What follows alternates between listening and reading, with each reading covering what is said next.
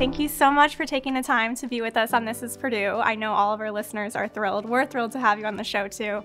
But let's start at the beginning. How did you first find out about Purdue? Well, thank you, Kate, for the opportunity. A delight to be here. Been a big fan of the podcast series you put together. Thank you. So great to be able to be on your podcast today. Yes, a special guest. Well, all your guests are very special. That is true. Well, Katie asked, how did I first learn about Purdue? Actually, I've heard about Purdue as an engineering student a long, long time. Been a long time admirer of Purdue as an outstanding institution. So I can't even remember when, but probably when I was a teenager. I've already been an admirer of Purdue, both its STEM engineering talent, but also as a wonderful place to live. And what's your journey? How did you end up here at Purdue? Well, so I was a professor at Princeton University in New Jersey for 14 years.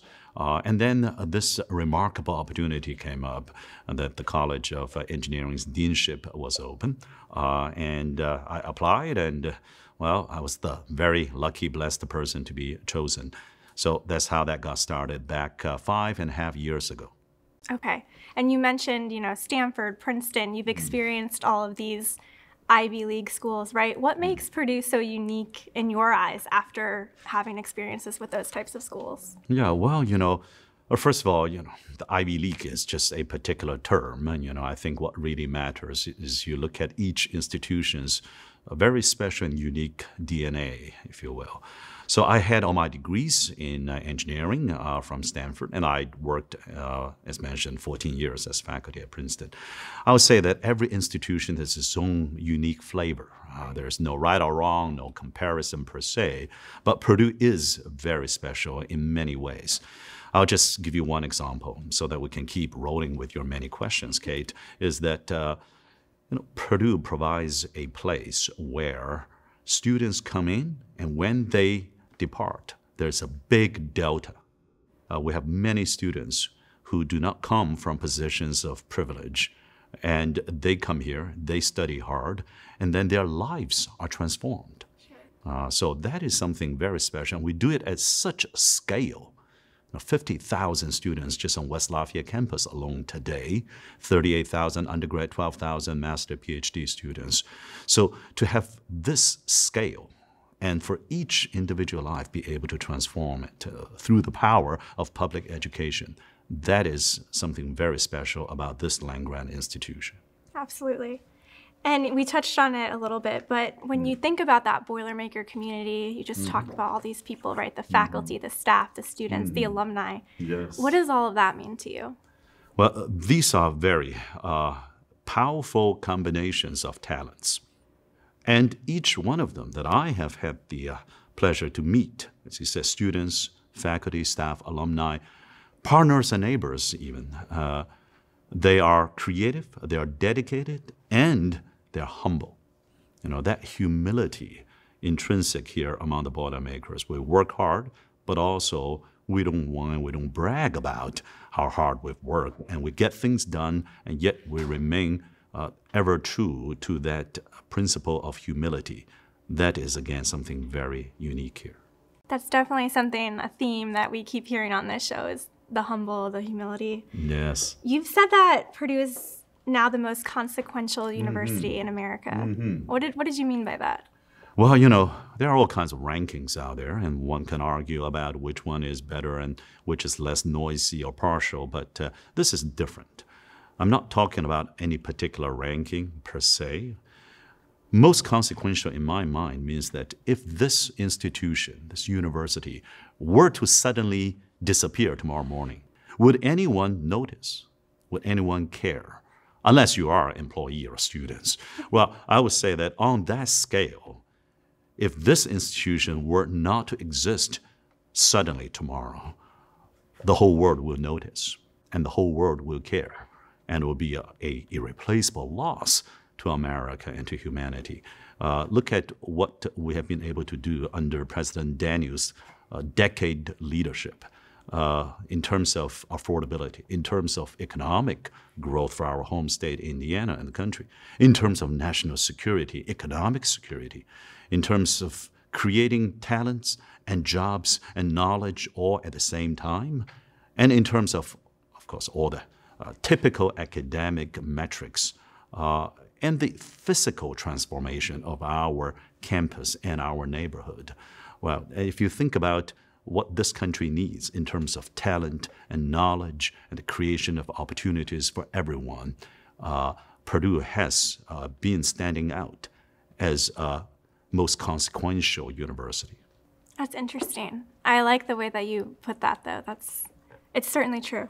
Well, I'm perhaps biased, Kate. Sure, Maybe you are as well as a Boilermaker. I believe I am too. But I do believe that Purdue is today the most consequential, irreplaceable public university in America. Absolutely. So did you have any mentors, along your journey? What brought you here today? Tell us about some of those people. Well, frankly, it's all about the teams and it's all about the mentors. And I've had many outstanding mentors throughout my career, my life, including President Mitch Daniels. And I'll just highlight my two PhD co-advisors. So when I was a PhD student at Stanford, Tom Cover and Stephen Boyd. Tom unfortunately passed away, and Stephen's still active as a professor there in electrical engineering. They really taught me not only how to learn and how to create knowledge, how to do research and teaching, but also they made it fun. When I think about the time I spent as a student taking their classes and working on papers with them, all the many hours and sweat that we put in there, all the frustration, but also all the fun, that it reminds me that dissemination and creation of knowledge is supposed to be fun. I think that's true here too, right? You have Purdue has this reputation, and there's STEM, and there's all these strong things, but then at the end of the day, there's also a lot of fun happening here, right? Oh, absolutely. Fun in classrooms and labs, in BIDC, the Student Design Center, in the student clubs and activities, and fun also in athletics and student life. Yes, college life's supposed to be a transformation of oneself. Sure. All right, it's not just about what we cover, but how much we uncover together, how much each person uncovers about oneself and about the world around us. So that process of learning should always remain fun. Maybe not every single minute of it. Right. There's always the final exam time. Right. But you asked me about the mentors. I'll think of my co-advisors back when I was a student, having a major influence to me intellectually, but most importantly, always reminding me through their own deeds and actions that research and learning is fun. Right. Walk us through your time as the Dean of the College of Engineering at Purdue. Talk about all of the milestones that you reached as the Dean and how you did that. Yeah, well, I started thinking that this is a tremendous honor. And when I got here, my appreciation for Purdue at that time, the College of Engineering in particular, deepened even further. It's just remarkable. Every morning I will wake up and in my email inbox, yes, I still do use emails. I know not everybody does that. Some ask me, what is email? What app should I download for that? And how do I sign up? I look at my email inbox, Kate, and I'm bombarded by another award won by our colleague, another new course introduced online by our professors, another student club created by our students, and another lab and research article highly cited, another invention commercialized. It is just constant joy to be a cheerleader, if you will, and to be there to help accelerate and amplify other people's success and to celebrate other people's success. So when you just mentioned, how did Purdue Engineering update in many ways towards many milestones, the pinnacle of excellence scale, really is not a reflection of what I did. It's a reflection of what many other people did, our professors, students, staff, and how our alumni helped us. See, there's the Purdue humbleness coming in right now. Well, no, I'm just telling you the fact. I'm reporting back to you, Kate, exactly what happened. Oftentimes, I had no clue how that happened, but I said, oh, great, let's throw another party celebrating this big NSF award. Absolutely. I was notified after the fact, but I'm just so privileged and humbled to be able to be there to help celebrate so many wonderful successes. And of course, it is not just within one college. Right. It truly is across all the colleges, all the units, and all aspects of this remarkable university. Absolutely. Okay, so I want to take you back to a day that was probably a big day, a big moment for you when you were announced president of Purdue University. What were you feeling? Well, excited, grateful, and very honored. It truly is the most humbling and the highest honor that anyone, I think, in academia could imagine. Because Purdue is not any other university, this is a special place. And because, after the Board of Trustees' unanimous vote, it just dawned on me the kind of responsibility that not just myself, but the whole team will continue to bear in order to advance this place. For 153 years now, coming 154 years, this place, generations of Boilermakers, starting here on the Wabash and going all the way out to the surface of the moon. So many Boilermakers have been ever grateful, ever true to this special place. Yourself included, right. Doing this podcast now with us. And each generation must carry on, as we would say, one brick higher. Because it's already so high, the next brick higher is going to be a little even more challenging. But I'm so confident that together we will be able to excel at scale, and together we'll be innovating continuously into the future, even when there are substantial changes coming our way, as always, one could argue, to American higher education landscape. Is there a particular moment from that day that you remember best? Well, I'll tell you that I went home and, told my children. And my wife and I have 3 lovely children. And our eldest daughter, she insisted that it was a beautiful mistake. She didn't have any faith in her dad? Well, well, you have to ask her that. Okay. But I'm just so glad that the Board of Trustees did not have to listen to her, unlike me. She was not part of the vote. No. But, our middle one, he was relieved and excited that we're going to stay in Indiana. And the younger one, she was only 6 at the time, just turned 7. And I think she, on that day, decided that daddy's cool again. That's the goals, right? Well, yes, that's the pinnacle of excellence Right. as a father. How do you prepare for a role like this? I mean, you've kind of Yes. been preparing for this probably your whole life, right? But Well, I'm not sure about whole life, but I've been eating ice cream my whole life, though. But I'll say that the listening is always very helpful. okay. I'm here to serve others, so it's useful to start by listening to them, to the people that I am supposed to serve. And of course, I'm no stranger to Indiana or to Purdue University. I've been here for 5.5 years already, and including 1.5 years as Executive Vice President for Strategic Initiatives that covers campus-wide activities as well. But still, there's always something new that I can learn from my fellow Boilermakers. So past 5 and 6 months, as pledged, I have started a series of listening sessions, many sessions with faculty colleagues, with students and staff, open door office hours to brainstorm with them and get to know them better, each individually, and many hours touring the state of Indiana. I intend to cover all 92 counties by the end of summer, end of the fiscal year. I've covered, I think, about 40 counties up to this point, including the 2 regional campuses, including Indy, including Purdue Global as well.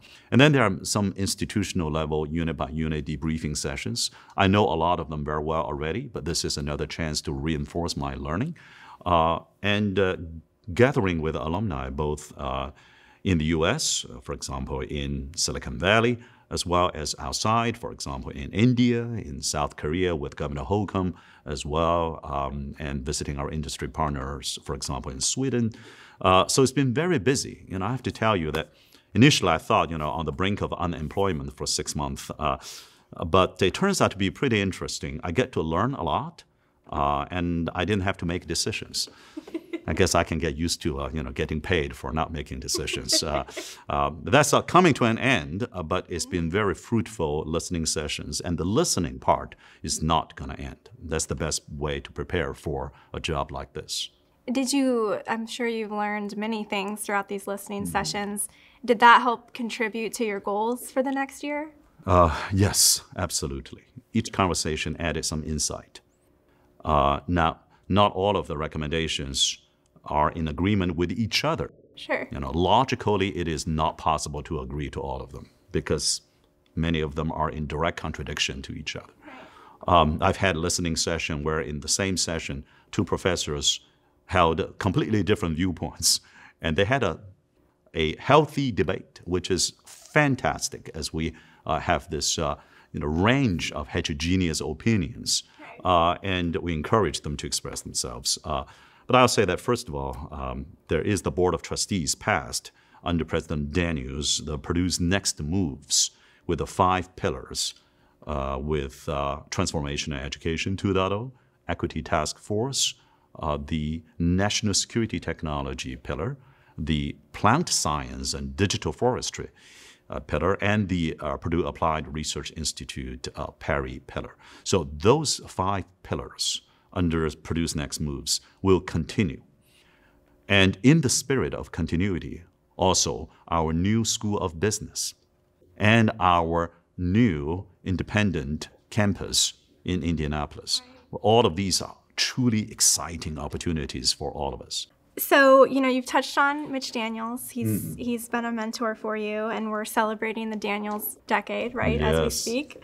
Yes. What does it feel like taking over this iconic place after this iconic man, right? Yes. Incredibly large shoes to fill. And if you think about President Daniels as, in my mind, the most innovative university president in America, and under his transformational leadership, together with the team, with the support from the Board of Trustees, Purdue University transformed. It was always great. And now it is the most consequential public university in our country. First of all, we've got to continue the momentum. We've got to continue the emphasis on excellence without elitism, if you will, or excellence at scale. Be true to our land-grant mission. Be true to student access and success and belonging. Be true to affordability. And furthermore, we always have to face how the world is changing and be ready to listen, be ready to adapt. And people ask, so what kind of differences will there be? No, well, I assure you that I don't know how to ride a motorcycle bike. So I guess one could say the difference will be from Harley-Davidson to Haagen-Dazs. Because you're a big ice cream guy. Well, I don't ride a bike, but I do eat a lot of ice cream. It doesn't have to be Haagen-Dazs, by the way. Okay, you're not brand loyal. But the alliteration helps. Harley-Davidson to Haagen-Dazs. I don't know how I feel about the future of Purdue now, but... So, did he give you any advice? Well, he's always been very generous in his mentorship. But no, he has not given me any specific advice, if that's what you were asking. And he's been very supportive to say, well, Mung, go ahead and boiler up, do what you need to do. And he did not ask me specifically to learn how to write a Harley-Davidson either. That's good. Would you be willing to I need to buy do a that? lot of insurance before I ride on one. So what are you looking forward to most this spring semester as you're coming in as president? Wow. So, first day, first week, first month, always exciting, but it's not a sprint, it's a marathon, right? And I look forward to continuing my listening tour. And, it doesn't end on December 31st. I look forward to a lot more of those visits with residence halls and Greek life and student athletes and dining courts. I still have one dining court I haven't visited yet and had lunch yet. Which one? I haven't been to Ford. Okay. And I look forward to continuing listening to our neighbors, friends, partners, alumni, a lot of alumni hub engagement. When I started here 5.5 years ago, I traveled to over 20 different alumni hubs in the U.S., around the world during my first year and a half. And that was very, very educational to listen to them. And many of them have been just such outstanding supporters to their alma mater as well. Spring is also the time I look forward to the Day of Giving. As you know, that one of the many innovations under President Daniels is the Purdue Day of Giving. Usually it's last Wednesday of April. And on that day, I will start previewing a new course I'm going to be teaching. I will then do a relay run together with students. I started doing this about 4 years ago, pre-COVID. Some student organization in PESC recommended this to me. Originally, why don't we do marathon run together? And I said, I cannot finish a marathon, but we can do relay perhaps, together we'll run a marathon. And the point is not only to be healthy, but also to fundraise for student organizations. So I look forward to that. And then in Westwood, my wife and I will host a cookout party, if you will.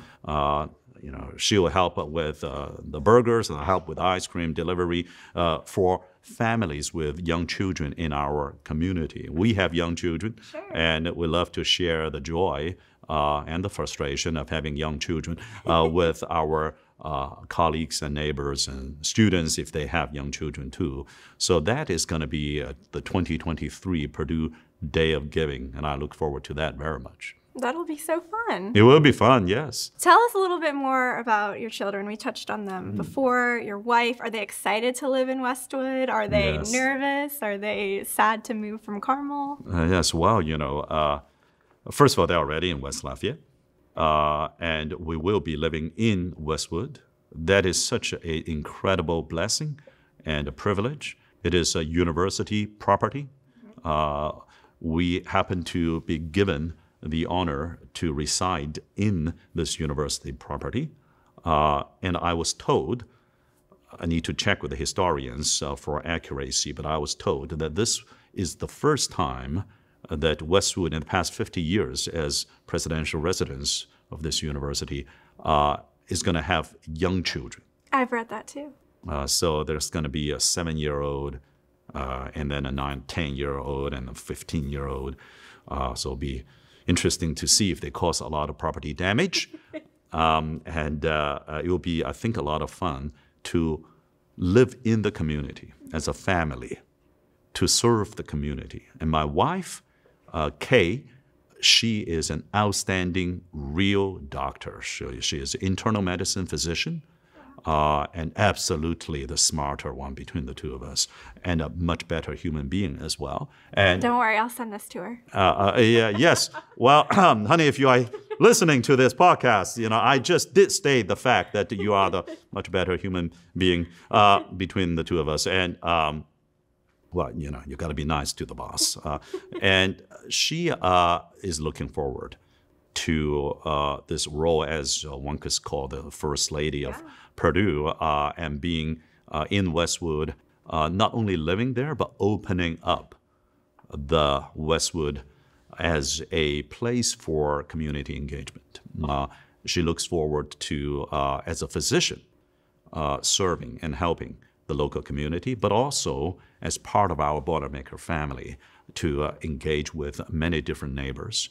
So she's clearly excited about it. As to the three, just mentioned that there are different reactions to the news. But one thing I made it clear to them now is that now you've got to behave. Everyone's Even inside watching. the house.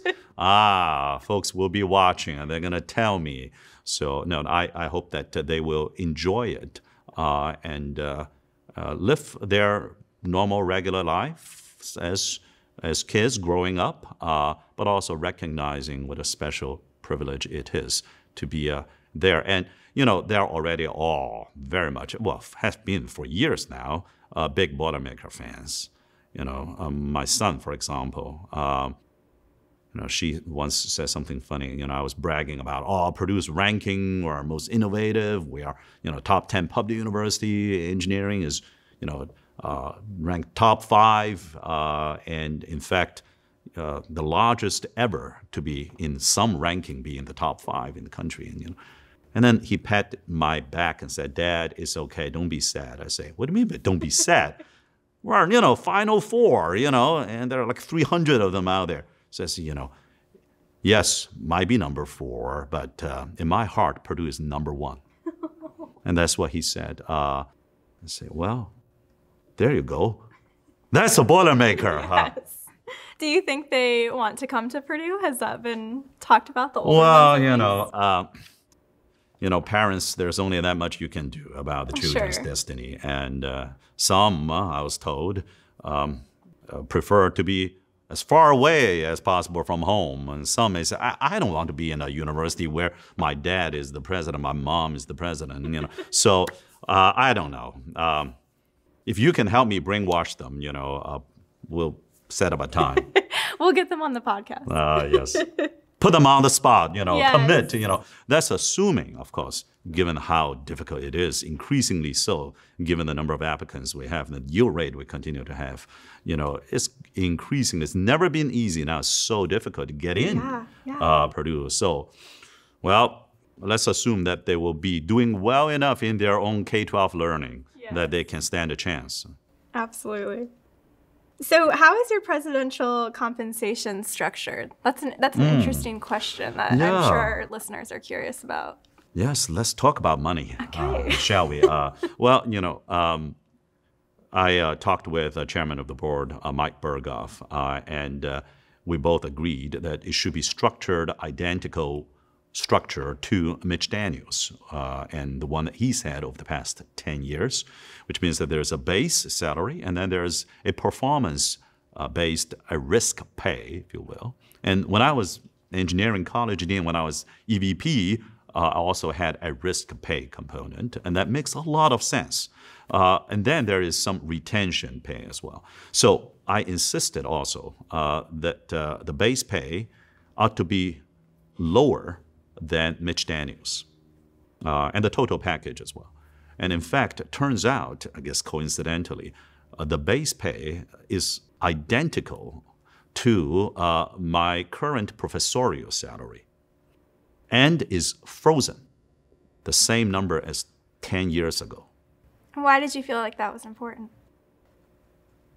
10 years of frozen tuition is something very special and meaningful to many. I think it's only fitting and proper that the presidential base salary is also frozen, the same as 10 years ago. But don't worry, I'm not going to starve, and I still have money to buy a lot of ice cream. Even with inflation, I think I can still afford. You can? Okay. We got to get to ice cream because you keep mentioning it. So we need to know. Did I? Yeah. Have I been mentioning ice cream? A couple times. I didn't notice. Where's the spot to get ice cream in West Lafayette? Well, I don't want to do any particular commercial at this podcast. Sure, no ads. But I don't want to dodge your question either. I just preface my answer by saying that there are many different wonderful places. And to each person, there's a particular favorite spot and particular flavor, right? There's no right or wrong here. Now, having said that, I do like the Gray Coffee House. Okay. Gray House? Gray House. Okay. Now, but that's a coffee house. They do have gelato. Oh. See? That's something. Now we're talking, something I'm revealing about our community. So they have a gelato counter to the side. And my favorite is what they call affogato. Somebody gave me a lesson some years ago that is apparently Italian that says you're drowning gelato, a flavor of your choice, with espresso. Oh. Now, the nice thing about that, if we're talking about chemistry now, we're talking about usually espresso, you want some sugar, you want some cream, and you want to cool it down a bit. Well, you got all three in the ice cream already. So you don't have to add anything, and you're drowning gelato with espresso. And I usually would pick a gelato because you got to do the pairing right. Right, yeah. Not so every, what's the flavor? Without espresso, the flavor, could be, say, I like dark chocolate a lot. Okay. But that doesn't quite work for my taste buds. Might work for yours with affogato. So I usually go with very plain one, say vanilla. Okay. Fruity ones doesn't work, sorbetto doesn't work. So say a vanilla bean gelato drowned by a double espresso. That's going to get you going for the rest of the day. That'll get you through all the studying, all the students listening, go order that. All the right? budget meetings. Yeah. For you, it gets you through the that I will highlight, but let me just say, I like a lot of them. I like Silver Dipper, I like frozen custard. When Pappy was here down in the basement, I like Pappy's with a float as well. I better stop because, I run the risk of forgetting some important establishment. I just say, I love them all, okay? So the Westwood fridge will be stocked with ice cream, I have to assume? Well, that's too much temptation, right? Yeah. So I don't know. But that's a great idea. See, this is a listening session, Kate. Yeah. All right, let me take your, suggestion under advisement. Okay. Get back to me on if you do that. Okay, I'll let you know. Now, part of serving as the president of Purdue also means leading Purdue Global. Yes. What does that mean to you? It means a lot. As Mitch said, Purdue Global, this online university, serving such a diverse population, giving a second chance to so many now Boilermakers. That is especially meaningful to a place like ours. And I don't know if you've been to one of those commencements. I got to go in October. It's something very, very, very moving. My own father, due to circumstances in life, he didn't get a chance to go to college and complete a college degree until in his 50s. Actually, I persuaded him to take early retirement when I no longer needed to be supported. And so he went to community college. This is before online learning was as easy as today to be obtained. So he went to community college, and then he went to a 4-year college to get a degree. Then he went on to get a terminal master degree in Master in Fine Art. And he did all that in his mid to late 50s, right? And I went to his graduation. That is the proudest moment, not my own graduation, arguably not even my children's graduation, but to go to my parents' graduation. You see that a lot in Purdue Global graduation.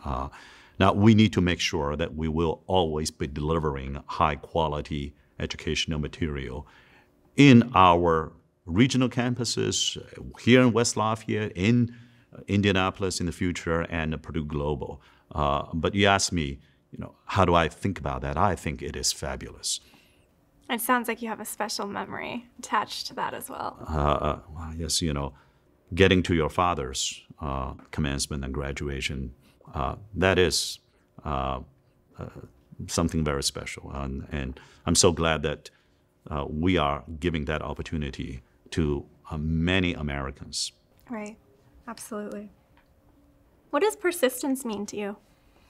I'm sure there are dictionary definitions and Wikipedia. We can, I should ask Siri. Siri, what does persistence mean? I would give perhaps a somewhat unusual definition, a short one. Persistence to me means chasing after the infinite with what is merely finite. Expand on that a little. I know that confuses me too. A lot of what we pursue as a university of knowledge, the creation of new knowledge and the broad dissemination, and I really mean broad for a place like Purdue, dissemination of knowledge. That is an infinite pursuit. It shall never end. There's always something new we can do. And any time Boilermakers are tempted by complacency, we always have chosen to aim even higher, to touch the surface of the moon. And yet we only have finite amount of time, finite, whether it's big or small, finite amount of resources. So how do we pursue dreams that are infinitely far with what is merely finite?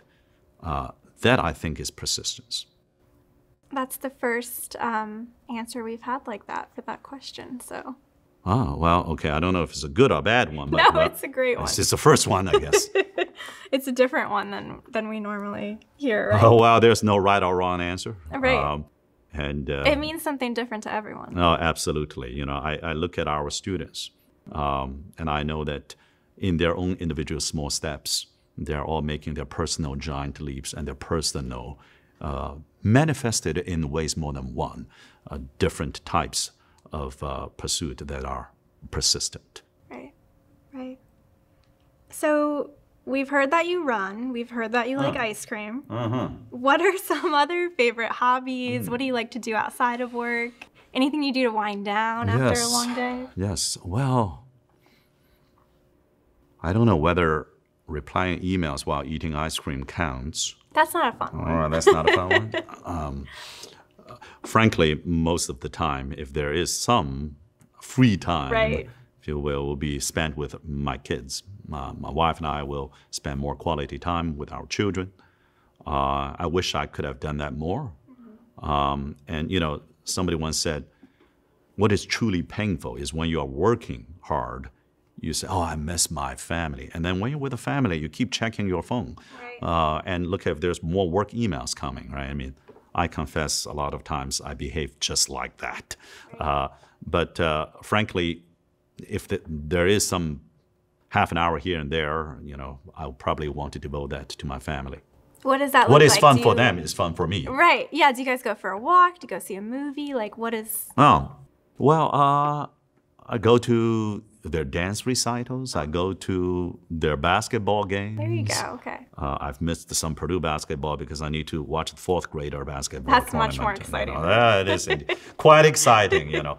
You know, just watching whatever they are watching on Netflix at that moment, you know, and sometimes I could even persuade them to put down their phone and iPad and social media and just talk to me. And, right. You know, we sometimes go to take a walk together, jog around together a bit, you know. So whatever is fun for them is fun for me. And frankly, I also take, you know, long naps. So there is a whole lot of free time left. You. Yeah. You know, I don't know. I need a lot of hours of sleep, you know. You would think that with all those ice cream, I should be able to last a bit longer, you know, to work a little harder. But so we've got great teams, you know. Yeah. So the beautiful thing is, you know, in the family as well as in a research lab as well as in a university, it takes the village. Yes. It's about the whole team here. So people say, hey, Mung, if you're not losing sleep, you better make sure somebody else on the team are losing sleep over, you know, this thing. I say, well, I'd rather somebody else losing sleep over it. What's your favorite spot on campus? Favorite spot on campus? And it's not ice cream shop. Neil Armstrong statue. And the replica of his giant leaps on the face of the moon. That's a very popular selfie spot. I can tell you that. You know. It is. And we got Shirisha Bandla's giant poster behind it now as well. And she is fantastic Boilermaker. So a lot of people go there. And then, you know, by the way, they put a mask on Neil Armstrong during COVID. They put hat on Neil Armstrong. They put gold and black scarves on Neil Armstrong. Very creative. I'm not sure if they were supposed to climb up the statue. But anyway, I've seen that, and people take selfies all the time. And little kids will run, including my own, run across those footprints. Yes. And you see that, there's 1, 2, 3. Suddenly, there's a giant one. There's literally the giant leap there. I don't know what Neil Armstrong's thinking at that moment. Maybe he was thinking, hey, let me try. Maybe I can go real far now since I'm on the surface of the moon instead of the Earth. So that'll be my favorite spot. Okay, that's a popular one. What about a favorite Purdue tradition? There are many outstanding Purdue traditions. I'll say the spring commencement. And summer and winter too, but spring is the biggest one. Because you see the pride, the faces of our newly graduated Boilermakers, undergrad, master, PhD. You see the pride on the faces of those who supported them, the parents, and the family, their friends. And we have still this tradition for the bachelor's degree holders. They will go on stage and shake hands.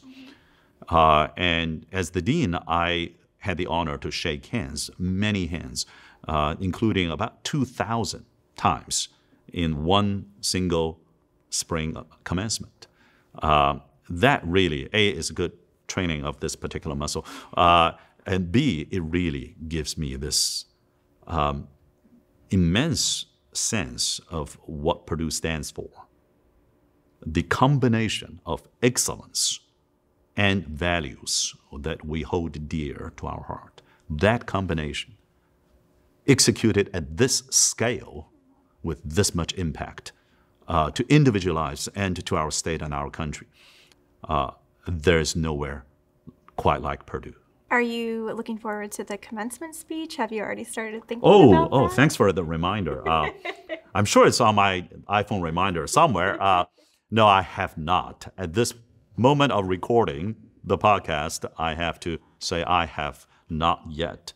But with your reminder, I think I should start fairly soon. Maybe, during the Christmas and the holidays and New Year break. But that is something special. And I know that Mitch, for 10 years, has delivered one after another amazing, original speeches.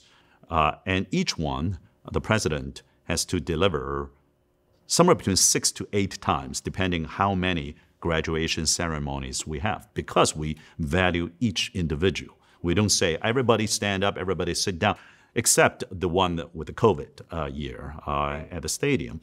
So it takes quite a few rounds of commencement. So the president has to make the same speech that many times. I would just hope that I don't fall asleep myself when I'm making the 8th round of it. I'm sure the audience already falling asleep. The question is whether I'm still awake by the time I'm saying the same thing 8 times. It sounds like you'll have a lot of good content. Well, yes, there's no shortage of outstanding things to report to our students and to our parents about Purdue. That is for sure the case. But I tend to actually drag on my speech so long that, the audience's iPhone runs out of battery. Please remind me again if I haven't started yet in the new year, then that's just cutting it too close. Okay, we're going to wrap it up because you're a busy man. You have a busy schedule. Okay, we know that you don't ride a Harley. But what is something that Purdue students would be surprised to know about you? Well, let me do a commercial there. Every podcast must contain some commercial, I suppose. So it's a commercial about a course, a new course that I will be co-teaching with Professor Chris Brinton in the ECE department. I remain a faculty member in ECE department. I'll continue to do a little bit of research, which is for me wireless networks and edge computing. And I'll continue to teach or co-teach a new course. It's going to be about networks, social, economic, and technological networks, the principles of networks that rule our lives in some sense. And it's going to be, I think, a fun course. No prerequisite required. We'll do it without a lot of technological prerequisites. You don't have to have taken many engineering courses. In fact, I think we want to make it completely open to any students. One of the many differences between one college versus the entire university is this university is so much bigger than any single college or single unit. And we want this course to be taken by actually primarily non-engineers. So I don't think a whole lot of people are aware of this. Frankly, we're still designing it. So, so this might come as a surprise that, the incoming president, just like Mitch, he has been doing that for many years to teach a World War I history course. I wouldn't be equipped to teach that course, but I can try to pretend to be an engineer and co-teach this course to non-engineers. And you don't need any prerequisite to get on this seminar sophomore level course. Maybe that commercial will be something that not a whole lot of people are aware of. So there we go. That's the commercial. You heard it here first. You heard it here with Kate's podcast first. And now you can go register for the course online. Well, I still need to make sure that we finish all the course proposal steps so that it can be registered for, well, hoping fall semester 2023. Well, we can't thank you enough for joining us. Is there anything else you want to share with our listeners? Anything I missed? Well, let me ask you a question, Kate. So, you are a Brian Lamb School of Communication graduate, I understand. And so, what makes you the proudest among all the Purdue traditions or artifacts or history, anecdotes, anything? What makes you the proudest as gold and black as a Boilermaker? Oh, man. I came back here about 10 years after I graduated. Mm-hmm. And it's been like the greatest honor of my life to do this. It's just, I think it's important too when you said to take a chance. I really liked another job that I had, and I was offered this job, and I was like, I could be complacent and keep working here and kind of take that route. I'm so glad I didn't do that. Well, boiler up to that, Kate. Thank you very much. Boiler up.